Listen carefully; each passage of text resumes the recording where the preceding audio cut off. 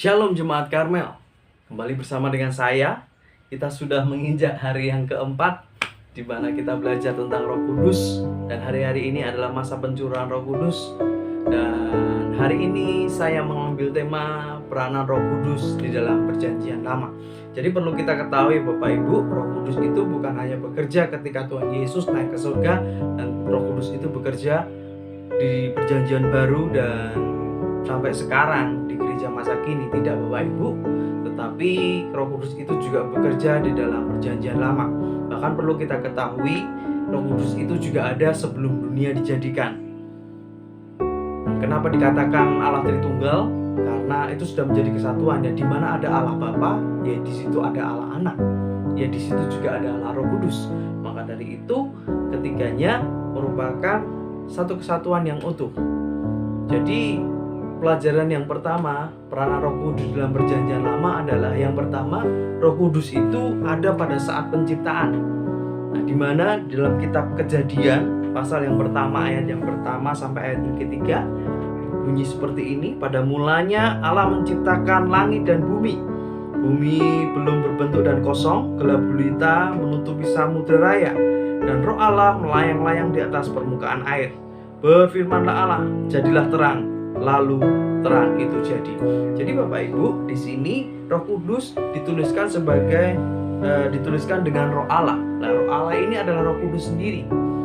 Roh Kudus melayang-layang di atas permukaan air. Nah, ketika penciptaan awal bumi, awal Allah menciptakan langit dan bumi ini, Roh Kudus juga ikut terlibat di dalam penciptaan itu. Bukan hanya itu, ketika Allah menciptakan manusia, ya kan, Allah Bapa mengatakan, baiklah kita menciptakan manusia menurut rupa dan gambar kita, karena kita adalah jamak yang otomatis lebih daripada satu, bukan dua tapi tiga, ya kan, pengajaran kita. Baiklah kita, berarti ada oknum-oknum yang lain. Nah, dia ada Allah Bapa, Allah Anak, dan Roh Kudus yang menciptakan manusia juga menjadi serupa dengan gambarnya.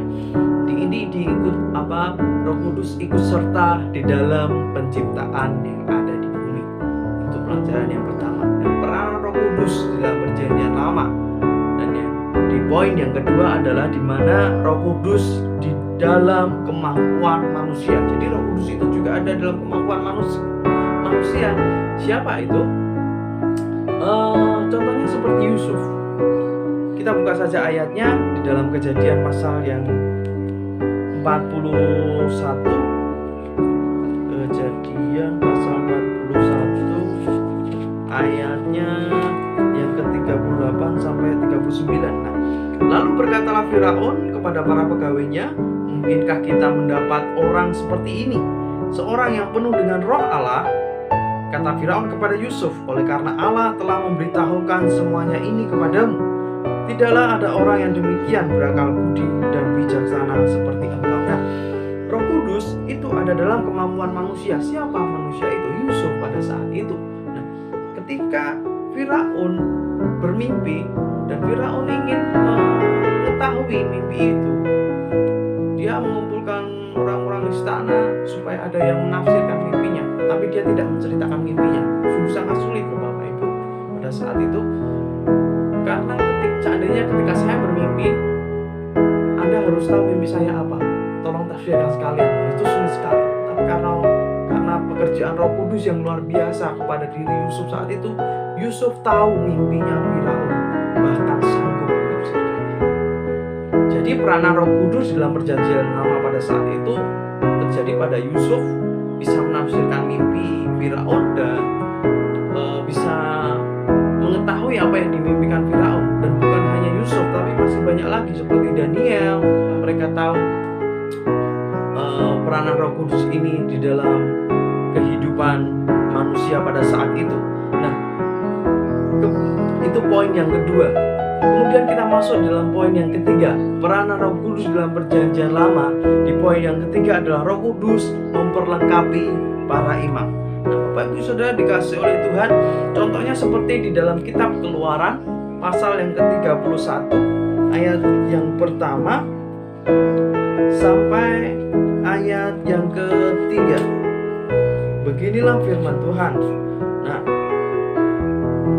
berfirmanlah Tuhan kepada Musa, Lihat, telah kutunjuk Bezalel bin Uri bin Hur dari suku Yehuda, dan telah kupenuhi dia dengan roh Allah, dengan keahlian dan pengertian dan pengetahuan dalam segala macam pekerjaan. Kita tahu cerita ini antara Bezalel dan juga Aholiab. Tuhan memberikan roh Allah kepada mereka untuk membangun bait suci sedetail-detailnya. Bangun, mungkin pintunya berapa hasta, tingginya berapa hasta, lebarnya berapa hasta, harus pakai kayu apa. Dan itu sungguh sangat lebar sekali kalau kita mengetahui bait Allah yang dibangun pada saat itu. Kalau bukan karena pekerjaan Roh Kudus, saya yakin Bezalel dan Aholiab ini tidak bisa mengerjakannya. Karena sungguh sangat rumit sekali. Bapak Ibu kalau baca di dalam pasal yang ke-31 ini, sungguh sangat detail sekali Allah memberikan suatu seperti gambaran untuk membangun bait Allah, dari kayunya, panjangnya, kemudian lebarnya, alat-alat apa yang digunakan. Itu dua orang ini yang mampu mengetahui, dan mereka diberikan kemampuan oleh Roh Kudus pada saat itu untuk mengerjakannya. Dan puji Tuhan, mereka berhasil mengerjakannya sampai bait Allah itu bisa terbangun dengan baik. Maka dari itu, disinilah pekerjaan Roh Tuhan, Roh Allah di dalam kehidupan para imam pada saat itu. Dan masih banyak lagi contohnya. Bapak Ibu Saudara dikasihi oleh Tuhan, itulah pekerjaan Roh Kudus dalam perjanjian lama yang ketiga, yaitu Roh Kudus melengkapi para imam. Dan yang terakhir adalah Roh Kudus memperlengkapi para raja. Nah, ini ada di dalam kitab Samuel, 1 Samuel pasal yang ke-16 ayatnya yang ke-13. Demikianlah firman Tuhan. Samuel mengambil tabung tanduk yang berisi minyak itu dan mengurapi Daud di tengah-tengah saudara-saudaranya. Sejak hari itu dan seterusnya berkuasalah Roh Tuhan atas Daud. Lalu berangkatlah Samuel menuju Rama. Nah, pekerjaan Roh Kudus di dalam perjanjian lama ini adalah yang keempat, Roh Kudus memperlengkapi para raja, terutama Raja Daud. Bahkan Raja Saul ketika membangun bait Allah kembali. Nah, Raja Daud ini sungguh sangat luar biasa dalam kehidupannya. Ketika dia dipenuhi dengan Roh Tuhan, dipenuhi dengan Roh Kudus, kehidupannya tidak mengalami ketakutan. Sekalipun itu juga masalah yang berat yang dialami Roh Kudus, yang dialami oleh Raja Daud, tetapi Roh Kudus yang selalu memberikan kekuatan pada saat itu. Ketika Samuel memberi pengurapan kepada Raja Daud, disitulah Roh Kudus bekerja. Disitulah Roh Kudus berkuasa atas Daud. Ketika kita teringat cerita Daud, ketika Daud melakukan dosa yang begitu besar, dia mengingini istri Uria sehingga Uria dikirim di medan perang paling depan supaya mati duluan dan Daud bisa mengambil istrinya. Nah, Bapak Ibu Saudara dikasihi oleh Tuhan, ketika Daud melakukan dosa itu, dia sadar akan dosanya. Dia cepat sadar akan dosanya dan dia minta sama Tuhan, Tuhan, jangan jauhkan Roh-Mu daripadaku. Itulah pekerjaan Roh Kudus di dalam kehidupan Daud pada saat itu. Jadi langsung menginsafkan Daud ketika Daud melakukan dosa. Ketika Daud berbuat dosa pada saat itu, langsung Daud insaf, tidak berlama-lama dengan dosanya. Bahkan dia bergumul dengan Tuhan untuk meninggalkan dosanya.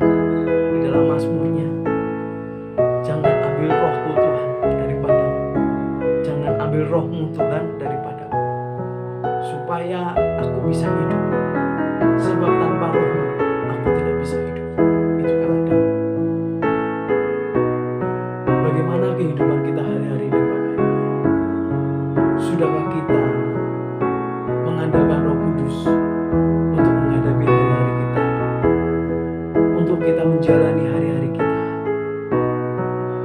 kita melakukan kesalahan, sudahkah kita langsung berbalik kepada Tuhan? Atau jangan-jangan kita tidak mendengar suara Roh Kudus? Atau jangan-jangan kita tidak peka akan Roh Kudus, padahal Roh Kudus sudah mengingatkan setiap kita. Baiklah hidup kita terus dalam pimpinan Roh Kudus. Ketika kita melakukan dosa, kita mau cepat-cepat berbalik. Kita minta ampun sama Tuhan. Dan biar Roh Kudus yang terus mengarahkan kehidupan kita kepada Tuhan Yesus. Bapak Ibu Saudara dikasihi oleh Tuhan, teruslah bergumul. Biar Roh Kudus yang selalu melingkupi kehidupan Bapak Ibu Saudara. Biar Roh Kudus yang melingkupi kehidupan Bapak Ibu Saudara untuk menjalani hari-hari ini. Jangan sampai Roh Kudus itu meninggalkan kita. Karena tanpa Roh Kudus kita akan menuju kebinasaan. Tetapi yang Tuhan mau adalah kita menuju ke keselamatan yang kekal. Pelajaran yang sangat penting yang kita dapatkan hari ini, biarlah setiap kita mau dipimpin oleh Roh Kudus. Roh Kudus bukan hanya hidup di zaman sekarang, tetapi Dia sudah ada sejak sebelum dunia dijadikan. Lebih dalam lagi bergumul dengan Dia, lebih erat lagi, lebih intim lagi, supaya kita benar-benar mendengar suara Roh Kudus.